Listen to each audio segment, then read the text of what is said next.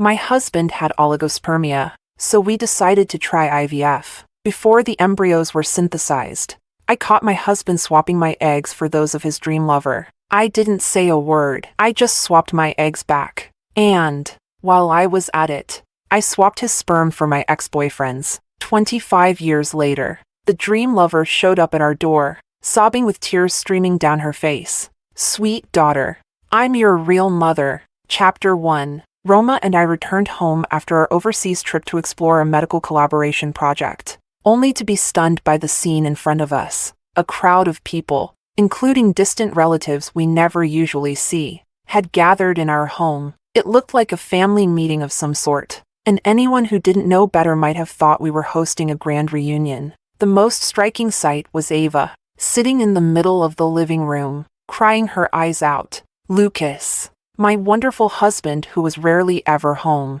was sitting beside her, holding her tenderly and comforting her in a soft voice. I raised an eyebrow, placed my suitcase aside, and looked at Lucas. What's the special occasion today? Why so lively? Roma followed behind me, her arms crossed, her face full of disdain as she stared at Ava. She had already started to sense who this woman was. My mother-in-law was sitting at the head of the room, her expression grim, as if she wanted to speak but held herself back. Before Lucas could respond, Ava suddenly lunged towards Roma, her face full of tears, sobbing.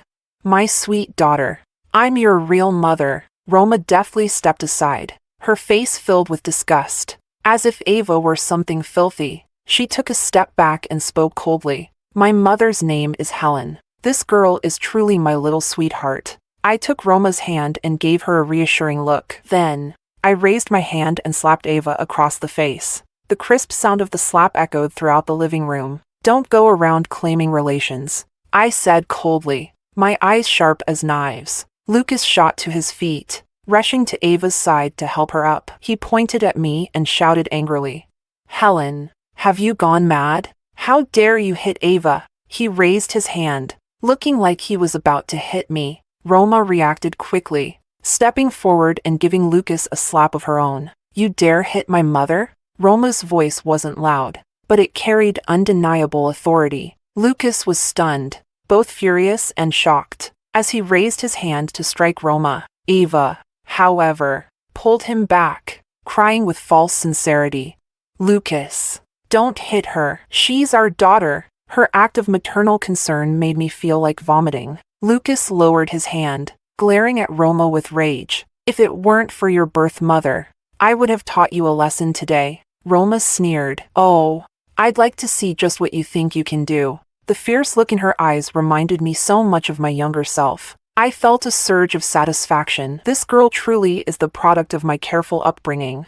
Chapter 2. An elder in the family cleared his throat, trying to calm the chaotic scene. Everyone, quiet down. His deep voice carried an undeniable authority. Everyone gradually quieted down, their eyes focused on him. He looked at Lucas. Lucas, you called everyone here. What's going on? Lucas took a deep breath. As if mustering the courage, he reached out and put his arm around Ava's shoulder, looking deeply affectionate. Actually, today, I have an important announcement to make. He paused, his gaze sweeping across everyone, finally resting on Roma and me. I watched him silently, wondering what kind of circus act he'd put on this time. Roma, she's not Helen's biological daughter. Lucas's voice wasn't loud, but it was like a bomb exploding in the living room. Roma turned sharply to look at me, her eyes filled with shock. I gestured for her to stay calm. The surrounding relatives began whispering amongst themselves, like sharks that had smelled blood,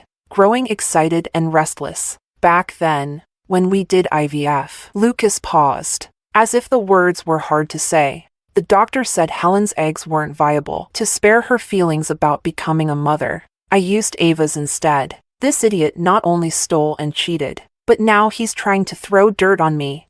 Lucas's malicious gaze fell on me, as if waiting for me to lose my temper and lash out. But I remained composed, and he was forced to continue his performance. Today, I've gathered everyone here to bear witness. He looked at Ava with deep affection. For Roma to acknowledge her biological mother, the relatives immediately burst into chatter. Roma isn't Helen's daughter. She should acknowledge her biological mother. That's right. A hen that doesn't lay eggs. Holding on to the position of wife for so many years. It's time for her to step down. Helen has held control over the family business all these years. And now that the truth is out, it's time for her to leave the company too. Hearing these comments, I sneered inwardly. These scheming relatives, whom I'd pushed out of the company's management and left with only annual dividends to profit from, had long held grudges against me. Now, they were happy to see this drama unfold between Lucas and me, hoping it would pave the way for them to return to the company and take a share of the spoils. Roma looked at the greedy eyes of the relatives,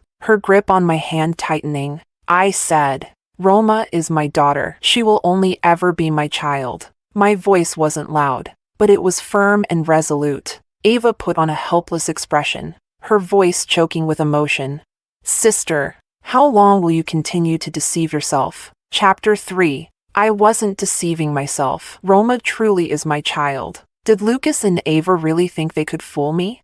Back then, when Lucas was diagnosed with oligospermia, we decided to try IVF. Before the embryos were synthesized, I accidentally caught Lucas and a nurse sneaking around my egg storage locker. I overheard Lucas happily calling Ava, telling her that he had successfully swapped the eggs for hers. I didn't make a scene at the time. I quietly turned around and gave the doctor $1,000,000 to swap the eggs back using the extra ones I had stored.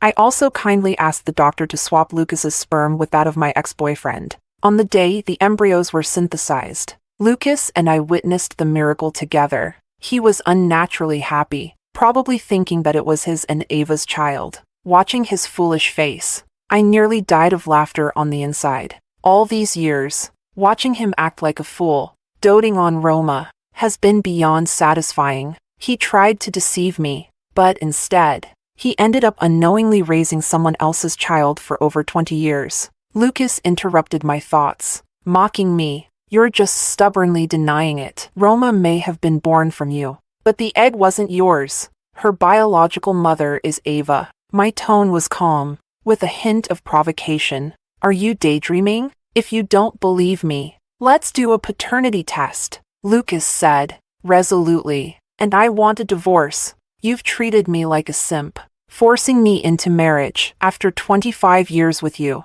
I've been more than generous. He had a look of joy when he mentioned divorce. It seemed he had wanted this for a long time. Oh, did he really dare say he had been generous with me?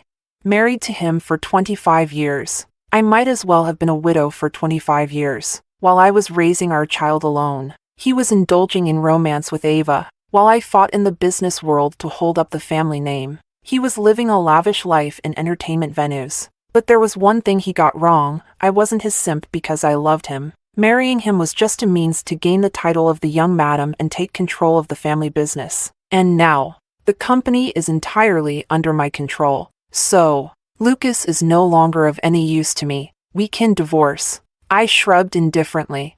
But there's no need for a paternity test. I'm certain Roma is my child. Roma looked at me, her gaze resolute. Mom, I believe you. Lucas and Ava immediately became anxious. Roma, don't you believe your father? Roma ignored him and stayed close to me. Just then, a young man who looked like a college student burst into the room. He walked straight up to Roma, his face full of excitement, and shouted, Sister! Everyone in the room was stunned. It was one thing for another mother to appear out of nowhere. But now, a brother too?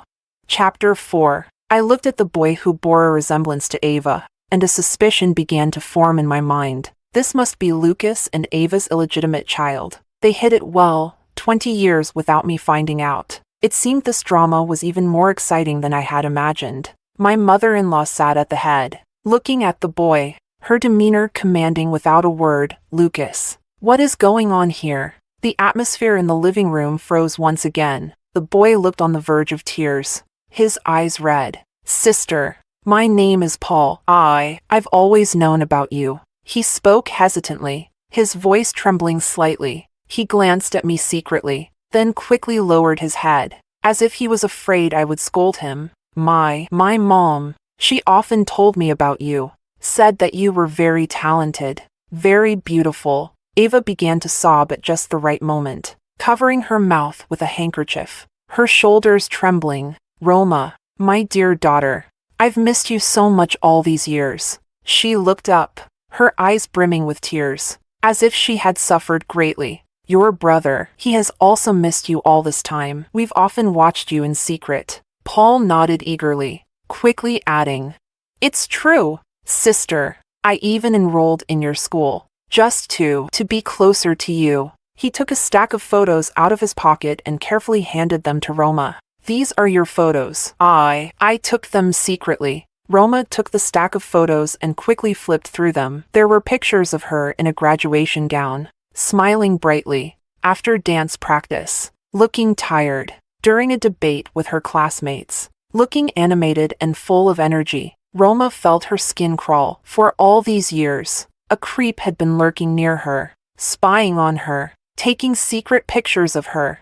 Lucas wasn't idle either. He went to my mother-in-law, pointing at Paul, his tone heavy. "Mom, this is your grandson, with all the family members here today to bear witness. You should acknowledge him." Lucas was cunning. He knew that after my father-in-law passed away, it was my mother-in-law who had the final say in the family. He invited all the relatives here to pressure her into acknowledging the boy. He was certain that if my mother-in-law agreed to recognize Paul as part of the family, I would have no argument against it. After all, over the past 25 years, he had noticed my deference and devotion to her. Paul was clever and quickly turned to my mother-in-law, bowing respectfully as he called out, "Grandma." My mother-in-law looked at Paul, then at me, her eyes conflicted, but she didn't respond to Paul's greeting right away. I knew she felt for me, not wanting to make things difficult for her. I broke the awkward silence. "Lucas, having this illegitimate child join the family and inherit the family business is your true goal, isn't it? Why involve Roma in all of this?" Chapter 5. I turned my head to look at Roma, and we exchanged a knowing glance. Even if Roma isn't my biological daughter, she is still the only child under my name, Helen. All of my assets, properties, stocks, funds, including 20% of the family's business shares, will all go to her. Roma, with that in mind, would you rather stay with me, or with your father and this uncertain mother? My little girl caught on quickly, her eyes darting about as she instantly understood my meaning. She immediately threw herself into my arms, her small face rubbing against my arm, and cheerfully said, "Dad now has a brother, and the inheritance won't go to me. Of course, I'll stay with Mom." "Good girl." She directly spoke the objective out loud, just as I had taught her. When Ava heard I was willing to leave all my assets to Roma, her eyes lit up, brighter than a 1,000-watt light bulb. She knew I had many assets. My wealth in gold, jewelry, and real estate alone wasn't a small sum. Not to mention that 20% of the shares, it was like a mountain of gold. Greed, blatant greed, was written all over her face without a hint of disguise. She leaned over to Lucas's ear and began whispering. When the old man passed away, to maintain a balance, he split his 60% of the group's shares into 4 parts, 20% to Helen, 20% to the old lady, 10% to Roma, and you only got 10% if Helen transfers her shares to Roma, and we later convince Roma to give hers to us. You'll have 40%. The immediate priority is to get Helen to relinquish her shares and assets, get her out with nothing, and then bring Roma over to our side. Lucas thought it over and decided Ava was right. He stepped forward, putting on a loving fatherly act for Roma. "Roma, your brother is a boy. He can be self-reliant and won't compete with you for the inheritance. I'm also willing to leave everything to you." He paused and added a condition. "On the condition that you go and do a paternity test with Ava. If it shows that you two are biological mother and daughter, then you must acknowledge Ava as your mother and treat her well." Roma sneaked a glance at me, and I gave her a barely perceptible nod. "Fine." Roma agreed immediately, but she also cleverly added a condition of her own. "However, before we do the paternity test, both parents must come with me to the notary office and transfer all assets unconditionally to my name." I cheered inwardly. This child was truly sharp. What's in your hands is what's real. Never trust verbal promises. Chapter 6. At this point, the relatives who enjoyed stirring up trouble were ecstatic. Whatever Ava could think of, they could think of too. They were rubbing their hands together in anticipation, as if countless treasures were now within their reach. Lucas had no clue about business management. If the company was under his name, wouldn't they be able to manipulate things however they pleased?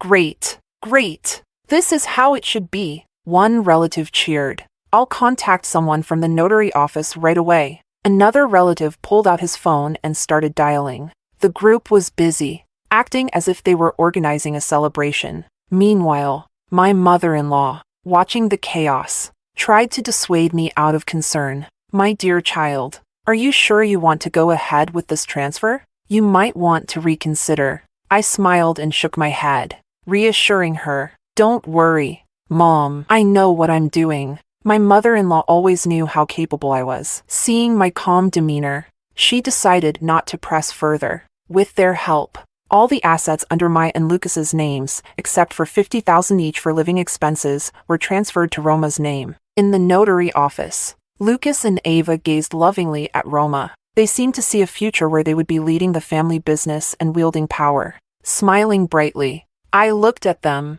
lost in their daydream, and then at my daughter, who had just become a billionaire. I smiled as well, but Lucas losing his wealth wasn't enough. I needed to strip Ava down as well. Ava, didn't you say you loved Roma? Shouldn't you show it? I spoke casually, my gaze passing over Ava's carefully crafted no-makeup look. I've spent millions raising Roma for you over the past 20 years. I don't need compensation from you. Just give the money to Roma. After all, I love her more than anything. Roma, quick to catch on, added, Auntie, you've been with my dad for over 20 years, so you must have saved a few million, right? Since we're at the notary office already, why don't you prove your loyalty to me? Otherwise, I might doubt whether you truly love me, and think you're only claiming me for the company behind me. Ava's face stiffened, caught between a rock and a hard place. If she handed over the money, it would hurt.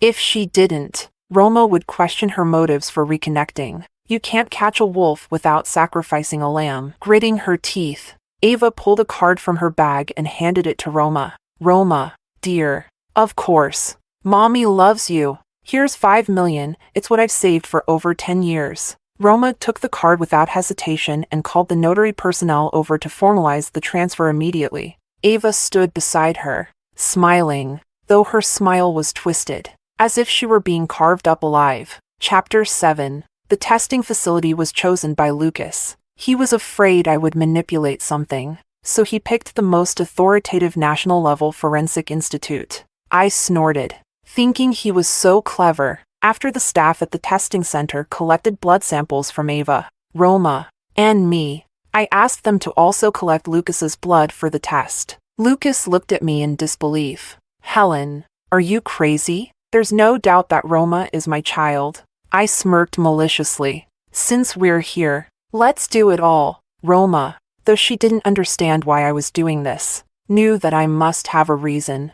So she threw a tantrum, demanding that Lucas also do a paternity test. Now Lucas treated Roma like a precious treasure, so he agreed to her request. As we left the testing facility, Ava's son Paul showed up late with a bouquet of flowers. Sister, he called affectionately to Roma, offering her the flowers and attempting to hug her. Roma's expression showed utter disgust, as if she had swallowed a fly, and she pushed him away. Don't touch me. This kid was half a head taller than Roma and looked presentable. Roma, he's your brother, Ava quickly urged. A family should love and support each other. Roma rolled her eyes. The test results aren't out yet, so don't start acknowledging family ties. I'll leave you to your family bonding, I said coldly. Lucas, let's go to the civil affairs office now to get the divorce certificate, since neither of us had any assets to our names nor had to negotiate child custody.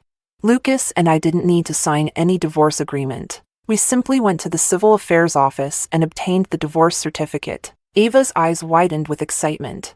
Clearly not expecting that we would divorce so quickly, she thought I would hold on and refuse. But Roma stood firmly by my side, and seeing how close we were, Ava became envious. After Roma went to the parking lot to get the car, Ava finally seized the opportunity to taunt me. Helen, Lucas never loved you. Do you know why Roma is named Roma? Because I chose that name. Lucas hugged Ava with a proud look on his face. When the paternity test results come out, Roma will naturally come back to us. Paul also dropped his act of being meek in front of Roma and became arrogant. Now all the money is my sister's. Once the paternity test results are out, you can expect to end up on the streets. I couldn't be bothered to respond to their foolish taunts. Lucas, not getting any reaction from me, thought everything was in his grasp and showed his true colors. You've controlled the family business for so many years. Now it's my turn to be in charge. So, you really were using Roma to get your hands on the family business. I sneered. And what if I was? Lucas said carelessly. Now that all the assets are transferred to Roma, we just have to wait for the paternity test results. Then, I'll be the master of the company. Well, I'll wait and see if you're that lucky. My gaze turned icy. Chapter 8. They thought they had it all figured out, believing victory was within their grasp. But what they didn't know was that they never stood a chance from the very beginning. While I was in the middle of handing over my responsibilities at the company, Paul showed up and kicked out the general manager, grandly settling himself into the leather chair, crossing his legs, and proclaiming that the chairwoman was his sister, and he was the rightful general manager. Everyone heard this and didn't dare stop him, but I wasn't afraid to put him in his place. Throw him out for me. A few security guards immediately stepped forward to grab Paul. You dare touch me? Paul shot up, pointing his finger at the security guards' faces, shouting, My sister is the chairwoman. I'm her biological brother. You lackeys. Try touching me. He continued to hurl insults at me. You bitch. You've already been kicked out of the family. You have no right to command the company employees. He was yelling, shoving the guards, trying to come at me. What utter lawlessness. Just then, Roma arrived. What's going on here? She asked coldly. Sister, you're just in time. Paul immediately switched to a pitiful expression. This old woman wants to have the guards throw me out. This is a company, not a place for you to cause trouble, Roma said coldly, staring at him. Also, I'm not your sister. Roma, how can you talk to your brother like that? Ava arrived as well. You two are real siblings. In the future, your brother will help you manage company affairs. Without family support, as a woman, you'll be taken advantage of. Roma sneered. Throw them both out. Seeing that being soft wouldn't work, Ava began to act out, refusing to let the guards touch her.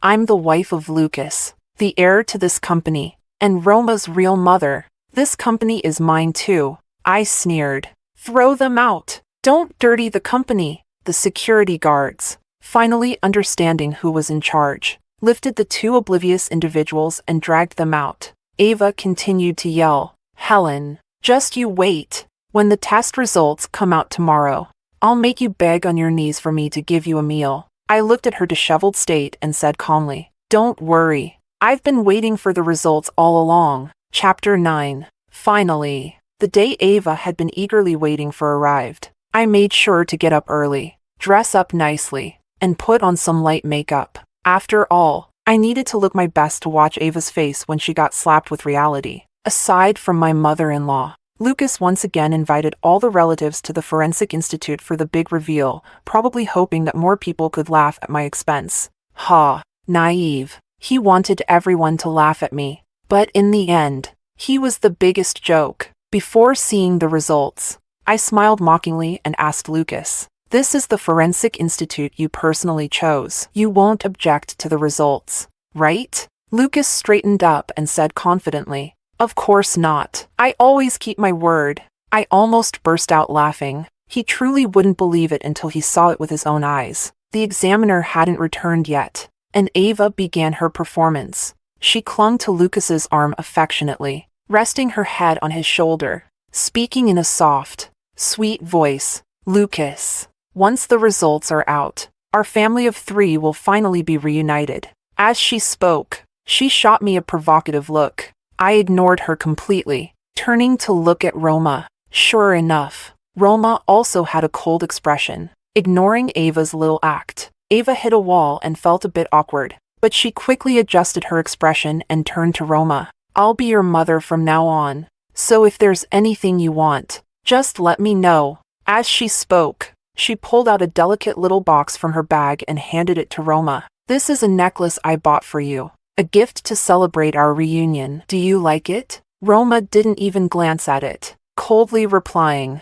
I don't need it. The smile on Ava's face froze. Lucas hurried to smooth things over. Roma, your mother means well. I don't need her goodwill. Roma interrupted him. I only have one mother, and that's Helen. A surge of warmth filled my heart. My daughter would always stand by my side. At that moment, the examiner returned with 3 copies of the results. Ava, Lucas, and Paul immediately perked up, their eyes fixed on the files in the examiner's hands. Their expressions were like hungry wolves staring at their prey. They looked at me triumphantly, as if I was about to be completely humiliated, and they would finally enjoy wealth and glory. I could hardly hold back my laughter. The examiner opened the envelope, and Ava's breathing became ragged. Her bright red lacquered nails dug tightly into Lucas's arm. Lucas was shaking with excitement. His face flushed, as if he was about to explode at any moment. He was muttering, Roma, we can finally be together as a real family. I noticed that the way he looked at me was as if I was a defeated stray dog. Ava was even more exaggerated, her body trembling slightly. Roma, Mommy has finally proven herself. Paul, the idiot, couldn't wait any longer and walked right up to Roma. Sister, when we get back to the company, you need to appoint me as the general manager right away. I'm your real brother, and only I will truly help you. He said it with such an air of entitlement, as if Roma was guaranteed to help him, and the position of general manager was already in his pocket. I watched the 3 of them making fools of themselves, sneering inwardly, until the last moment. None of them knew who the real clowns were. Chapter 10. The examiner cleared his throat and began reading the results. According to the DNA comparison, MS, Ava and MS, Roma. He paused deliberately, making Ava and Lucas even more tense, stretching their necks as if they wanted to press their ears right up to the examiner's mouth. The surrounding relatives also held their breath, each with different expressions, waiting to see me humiliated. Are not related as mother and daughter. The air seemed to freeze. Lucas's eyes widened, and he screamed hysterically, as if he had lost his mind. Impossible! There must be a mistake. Ava also shrieked. How can this be? How could there be no relationship? Her face instantly turned pale, and her carefully applied makeup couldn't hide her horror. Are you farsighted or something? Let me see. Paul snatched the report, and after seeing the result, he collapsed onto the chair, mumbling, How could this happen? I asked the examiner to read my and Roma's paternity test report. According to the DNA comparison, Helen and Roma are biological mother and daughter. There was an uproar all around. Lucas looked like he had been struck by lightning. Impossible, he muttered in shock, seeing the confused expressions on Roma, my mother-in-law, and the others. I kindly explained, I saw you messing around back then, so I switched my egg back. As I watched his face turn increasingly ugly, I continued, oh, and by the way, I also swapped your sperm for that of my ex-boyfriend. The entire room fell into stunned silence, and my mother-in-law jerked her head up, her cloudy eyes filled with shock. I looked at Lucas and said word by word, Roma is not your child. Congratulations. You've been raising someone else's kid for over 20 years. Hearing this, Lucas snatched his and Roma's paternity report from the examiner. After seeing the result, his eyes turned bloodshot, and he lunged at me, shouting, You bitch! The bodyguard behind me reacted quickly, grabbing him and forcefully shoving him to the ground. I looked down at him from above, my gaze icy cold. Hearing the news, Ava seemed to grab onto it like a lifeline, throwing herself at Lucas and screeching, Lucas, if Roma isn't yours, then she's not part of your family. The only heir can be Paul. Her bright red nails were nearly digging into Lucas's flesh. Lucas, realizing the situation, suddenly raised his head, his eyes flashing with cruelty. He stumbled to his feet and walked over to the mother-in-law, who was still too stunned to react. Mom, everyone, you all heard and saw it. Roma is not my child. He pointed at me, spitting in anger, his voice hoarse as he shouted. She's the bastard of Helen and her ex-boyfriend. We can't let the family's assets fall into the hands of an outsider. Ava and Paul joined in, shouting, "Yes! Kick that little bitch Roma out. The family heir can only be me." Chapter 11. The usually composed my mother-in-law had already recovered from the shock. She completely ignored Lucas, her expression complex and difficult for others to understand. With an uncharacteristic vulnerability, her voice trembling, she asked me, "Helen, is it true?" Seeing her like that, tears suddenly welled up in my eyes. "It's true." Lucas, dissatisfied with my mother-in-law's reaction, shook her hand. "Mom, hurry. Announce that Paul is the heir." My mother-in-law, now collected, brushed his hand aside and asked calmly, "Do you know who Helen's ex-boyfriend is?" Lucas scratched his head in frustration. "What does it matter who it is? Roma isn't part of our family anyway. Helen's ex-boyfriend was your older brother, Oliver. So Roma is still part of the family and is the only rightful heir." My mother-in-law's words landed like a bomb among the crowd. The family tradition back then, as everyone knows, only allows legitimate children of the first branch to inherit the family's business. Only if that branch ceases to exist do illegitimate children have a claim. My mother-in-law fixed a sharp gaze on Lucas, warning him, "After Oliver's accident, the old man had no choice but to bring you back. Lucas, do not forget your place." Lucas's face turned deathly pale as he was reminded of his true status by my mother-in-law. Lucas was named by his mother, a woman who was never truly acknowledged. When my father-in-law was young, he was tricked by a secretary, and Lucas was born from that. But the family valued pure bloodlines, and not just any child could enter the family. The only child he acknowledged was Oliver, born to him and my mother-in-law, who came from an educated family, apart from paying child support. My father-in-law never looked at Lucas. But fate was unpredictable, and the heir that my father-in-law had carefully nurtured, Oliver, had an accident while inspecting a company site, which left him in a vegetative state. With no other choice, my father-in-law turned his attention to Lucas. He proposed a condition: if Lucas wanted to return to the family, he had to marry me, as my father had saved my father-in-law's life. Lucas had no affection for me and had always loved his dream girl, so he was unwilling to marry me. However, he was also well aware of the benefits of returning to the family. So when he noticed I seemed to admire him, he agreed to marry me. Ava initially looked down on Lucas, who was penniless. But when he suddenly became the son of a wealthy family, she agreed to be his mistress. Lucas, to be fair, remained devoted to Ava. The reason we did IVF, apart from his oligospermia, was because he wanted to remain faithful to Ava and wouldn't touch me at all. The two of them thought they would wait until my father-in-law passed away to take over the family estate. But they didn't expect that he would have one final trick up his sleeve. He split his shares into 4 parts, ensuring that we would counterbalance each other, and appointed me as the chairwoman of the group, barring Lucas from taking any position in the company. That's why Lucas could only rely on annual dividends from his shares, and he remained bitter all these years without being able to gain control. I don't believe Roma is my brother's child. Why should we just accept Helen's word for it? Lucas was still making his last desperate attempt. Chapter 12. I looked at him with a mocking smile and pulled another paternity report from my bag. This is the paternity test report between Roma and Oliver.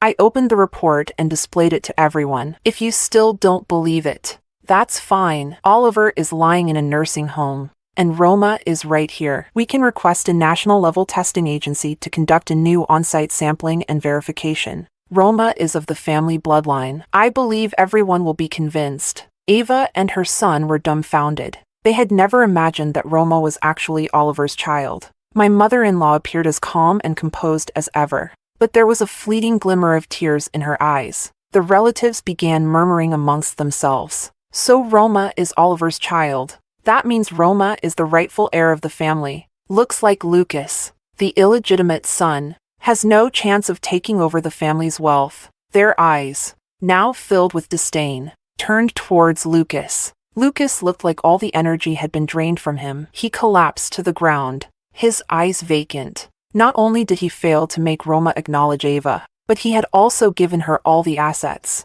Ava and her son looked just as deflated, like wilting eggplants. The relatives had seen enough to understand that Lucas was no match for me. There was no benefit in following Lucas, and so they all got up and left in a hurry. Lucas stared at me, and after a moment of thought, as if swallowing his pride, he got up and walked over to me with a flattering expression. "Helen, I know you love me. You're just mad at me for fooling around outside, aren't you? I promise I'll break things off with Ava. Please, let me come back home." I looked at him, filled with pity, and slowly spoke. "Lucas, you're wrong. I never loved you." His face instantly turned pale. What did you say?" His lips trembled. "Then why? Why did you always gaze at me so intently? And why were you so insistent on marrying me?" I explained coldly. "I looked at you because you resembled Oliver. Seeing your face was a small comfort. I married you to protect Oliver's family legacy. You became the substitute young master after Oliver's accident, and I needed the title of daughter-in-law to gain entry into the family business and keep the collateral branches from seizing power. You must be wondering why Oliver was my ex-boyfriend, why my father-in-law would rather entrust me with the company than you, his biological son, and why my mother-in-law has treated me like a daughter all these years. You weren't around as a child, so you wouldn't know, even though I grew up in the countryside. My father-in-law brought me here every summer and winter break as a token of gratitude for my father's life-saving help. Oliver and I grew up together and were already in love. My mother-in-law treated me like her own daughter, and my father-in-law raised me to be Oliver's supportive partner, giving me the same elite education as him." I laughed heartily, as if watching a fool. "It's ridiculous that you thought I was just a country girl who climbed her way into a rich family because of my father's favor. And even more foolish, you thought I loved you?" Chapter 13. Lucas stood there as if struck by lightning, frozen in place. He had always believed that I loved him deeply, but now, he realized that he was nothing more than a pitiful stand-in. Everything he had was built upon a lie, and now, that lie has been exposed. He had nothing left. Lucas was completely broken. We had all been playing a role, acting for 25 years. Now that the play was over, it was time for the curtain to fall. I instructed the housekeeper to pack Lucas's things and throw him out of the house. "Mom, I recently collaborated on a project with a foreign medical institution. It's about stimulating neural activity in coma patients to promote awakening." Then my mother-in-law suddenly looked up, a spark of hope igniting in her eyes. "Are you saying?" I nodded. "Oliver has already undergone several treatment sessions, and his brainwave activity is very strong. The doctors say he will wake up soon." My mother-in-law was overjoyed, tears streaming down her face. "Oliver, my Oliver." Meanwhile, Lucas, having been thrown out of the house, stumbled down the street like a stray dog. 25 years of false prosperity had collapsed in an instant. He returned to the apartment he had once bought for Ava, but Ava wasn't exactly welcoming. "It's all your fault. Now we have nothing." Lucas turned sharply, his eyes bloodshot. "My fault? If you hadn't swapped the eggs back then, would we be in this situation?" Ava was stunned. She hadn't expected Lucas to place all the blame on her. You agreed back then too." Lucas grabbed her arm violently, his grip frightening. "Shut up. What's the point of talking about it now? We're broke. Do you understand? How are we supposed to live on just 50,000? Ava struggled, wrenching her arm free. "Then, what do we do? We can't just go get regular jobs, can we?" Lucas let go, defeated. "Exactly. What now?" He was used to a life of luxury, used to being adored by everyone. Now, he had nothing. Suddenly, Ava remembered something. 500,000. Roma still has the 500,000 I gave her. Lucas's eyes lit up. "Let's go. Let's find Roma." The two of them stumbled their way to Roma's apartment. They rang the doorbell for what seemed like forever before Roma slowly opened the door. Seeing them, there was no surprise on her face. "What are you doing here?" Ava pushed Roma aside and barged into the room. "Give me my money back." Roma sneered. "Why should I?" Ava pointed at Roma, trembling with rage. "That money is mine." Roma walked over to the sofa, sat down, and crossed her legs. "Lady, that 500,000 was officially notarized as an unconditional gift to me. So, I don't need to give it back to you. Ava's vision went dark. You.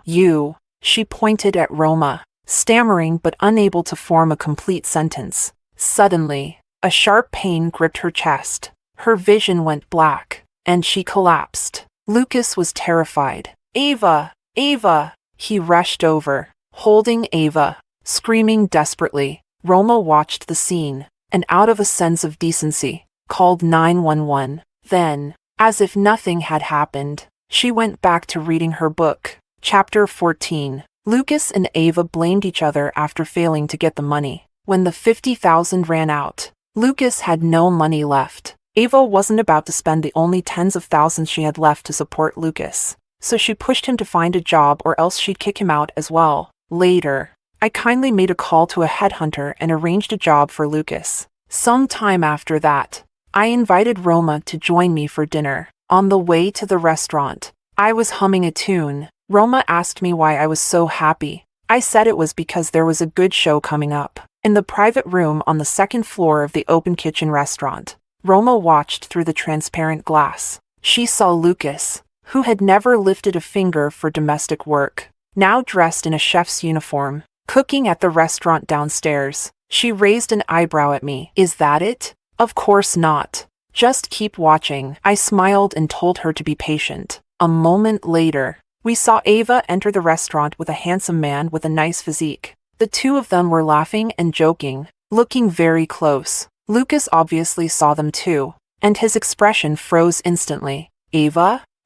What are you doing here? Ava completely ignored him, continuing to flirt with the man. Lucas's voice grew louder. Ava, I'm asking you a question. Ava finally looked up impatiently, glancing at him with disdain. What do you think I'm doing? Obviously, I'm here to eat. Are you blind? Lucas pointed at the man. You and him. Ava suddenly laughed, her laughter full and unrestrained. What's wrong with me and Kevin? Is it bothering you? Lucas's face turned beet red. He's my boyfriend. What? Is that a problem? Lucas stumbled back a few steps. Boyfriend? You actually what? Ava looked at him with a taunting smile. Let me tell you, Lucas, I've been with Kevin for over 20 years. All the money you gave me, I spent it on him. She paused, then added, and also, Paul is Kevin's son, not yours. The color drained from Lucas's face as if his soul had been sucked out. He stared at Ava, his eyes filled with disbelief and despair. Kevin, standing to the side, let out a mocking laugh. Buddy, there's a whole grassland growing on your head. Lucas felt like his world had completely collapsed. The woman he loved had betrayed him. His son wasn't even his. More than 20 years of effort had all been for nothing but a joke. Then he returned to his workstation, grabbed a knife, and rushed back, lunging at Ava like a madman, stabbing her while screaming hysterically. You bitch! You ruined me! You ruined everything! Ava let out a piercing scream, blood instantly staining her clothes red. Chapter 15. Roma watched in horror as the bloody incident unfolded before her eyes. While I calmly sipped my tea, the police arrived quickly and took Lucas away. Roma, in a daze, asked me, Mom, was this the show you wanted me to see? I put down the teacup and, with seriousness, taught her, Roma, today I'm teaching you not to show mercy to your enemies. Lucas and the others tried to take the inheritance. Kicking him out of the house would have been enough. Why be so cruel? Roma didn't understand. Because when your father was injured at the construction site, it wasn't an accident. Lucas was the one who manipulated him into going there. And the out-of-control truck was sabotaged by Ava, who cut the brakes. I tried to stay calm, but my voice still carried hatred. To this day, I can't forget how I felt when I saw Oliver covered in blood. For these 25 years, I wanted to kill Lucas and Ava every single day, but I held back because I wanted them to destroy each other. Lucas's job as a chef was arranged by me so that he would have easy access to a knife. Ava was lured there by me. Her lover was a club worker, and I had the madam give him 2 vouchers for this restaurant at a fixed time. The seats were right in front of Lucas, so he couldn't avoid seeing them. Ava was taken to the hospital but, in the end, didn't survive. Later, I heard Roma say that Paul, without Ava's money, couldn't sustain himself. He ended up doing the same thing as his real father, working at the club. One time, when Roma and her friends went out to have fun, one of her friends even booked him. How ironic. Days passed, and life seemed to return to normal. But a phone call from the hospital broke that apparent tranquility. The doctor said that Oliver had woken up. I could hardly believe my ears. After 25 years, he had finally woken up. I took Roma and Grandma to the hospital immediately. In the room, Oliver lay quietly on the bed, his face pale but his eyes clear and lucid. When he saw me, he smiled faintly. "Helen, how have you grown old?" My nose stung, and tears began to flow. "You slept for a long time," I choked. "We've all been waiting for you for so long." I pointed to the door where Grandma and Roma were waiting their turn to come in. Oliver's gaze fell on Roma, and he asked who she was. I confessed that she was our daughter, born through IVF. He was stunned for a moment, but accepted it calmly, looking at Roma with a touch of affection in his eyes. He asked what our daughter's name was. I answered, "Her name is Roma." Oliver smiled and said softly, "Roma, what a beautiful name."